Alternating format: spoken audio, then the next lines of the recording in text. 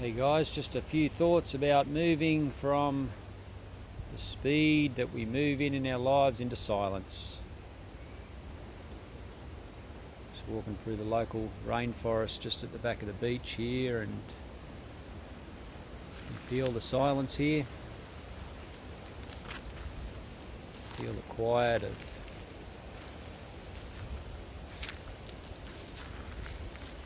the scene here. As I walk around, I observe that so much of what we do in our lives is at this fast pace that is way too fast. We move in ways that are unhealthy. You feel the pace of life down here compared to the pace we move at. It's almost crazy, isn't it? We're running around in this sort of caffeine-paced lifestyle, racing to get to the next task when creation moves at a totally different pace. There seems to be no hurry. Season moves into season.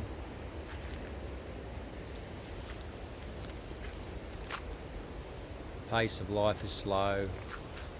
Probably almost 2/3 of the pace that we move at, it seems. We seem to be racing around, constantly moving faster and faster, and we kind of go straight past and miss so much of life in the meantime.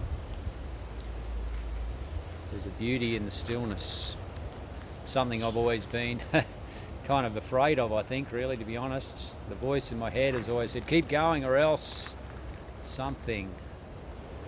I specifically remember a time about 20 years ago now I was very afraid of my own company, very afraid of the silence and the stillness in places like this. Though I like to go there, I never felt comfortable there. I was always on the way to somewhere else, always moving to the next thing, rushing, racing off, and so much of my life's still about that, sadly. But I had this time when I was walking on a beach and I was just wandering, and it was dark.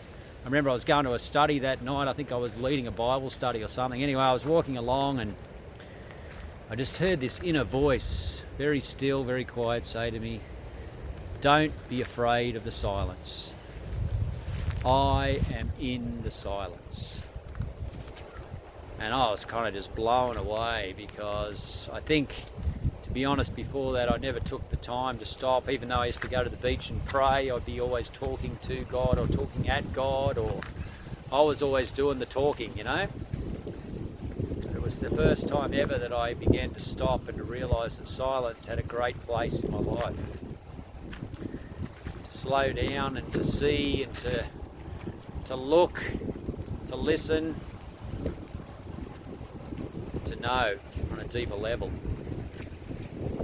That inner knowing, that the voice that you hear, that sense of stillness within yourself, is a place like, I guess, a heaven in a sense, an inner heavenly place where God dwells perhaps, and where there is a peace that transcends understanding, a deep abiding peace that goes far beyond the barriers of our own self and our walk or our run that we so often do. So often I'd talk to people when I was coaching or counselling with them and sort of get them to see maybe it's possible that we're moving too fast and that it's time to slow down, and that the events of your life possibly are about slowing you down, stopping you for a time so that you can stop and notice the deeper rhythms of grace working within you and throughout the creation.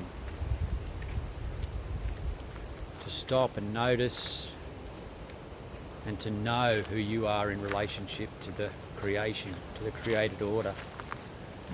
To move in the unforced rhythms of grace, and to know beyond a shadow of a doubt who you are and what you are meant to be in the midst of it all. What a beautiful thing to stop. When we keep on moving, we forget and we take on new things, new distractions, new things that are stopping us from being all that we could be. And we miss so much of the beauty. We miss out on being who we really are. And we just become doers. We're running around with an agenda. Oh, I've got to get this done, must get that done, have to. Are we not slaves when we do that? Don't we become slaves, in a sense, to the agenda of the world that we live in? The agenda that we often make our own problems. I was talking to someone today about that. We make our own problems, it seems. Creating agendas and expectations of life that really are so unfulfillable in so many ways. We race to get to the end, or the vision, and as soon as we get there we have another one, and we're just looking and keeping on going, and we can't stop, and we keep running and running until something stops us in our tracks. An event, some suffering. Most spiritual masters, those that have gone before us, up pathways such as this, have told us that suffering has a place, suffering has a benefit for us, and we are part of that. Suffering can be the doorway, the entryway, if you like, into something greater, something deeper, something more than what we've known before.